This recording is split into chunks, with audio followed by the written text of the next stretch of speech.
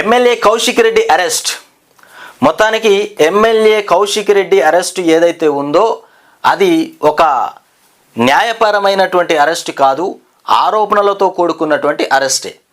వాస్తవానికి ఇవాళ కాంగ్రెస్ పార్టీ చేస్తున్నటువంటి వికృత చేష్టలని, వాళ్ళు తీసుకునేటువంటి కమిషన్లను, వాళ్ళు చేస్తున్నటువంటి పాలన గురించి వ్యతిరేకిస్తే ఈ రకంగా కౌశిక్ రెడ్డిని అరెస్టు చేసినారట.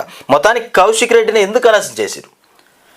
అయితే ఇక్కడ విషయం ఏంటంటే, ఒక కాంట్రాక్ట్ గ్రానైట్ వ్యాపారి కట్ట మనోజ్ రెడ్డిని బెదిరించినట్టుగా, ఒక గ్రానైట్ వ్యాపారి అతని పేరు కట్ట మనోజ్ రెడ్డి, ఆయనను బెదిరించినట్టుగా తన భార్య పోయి పోలీస్ స్టేషన్లో పిటిషన్ ఇవ్వడం జరిగింది.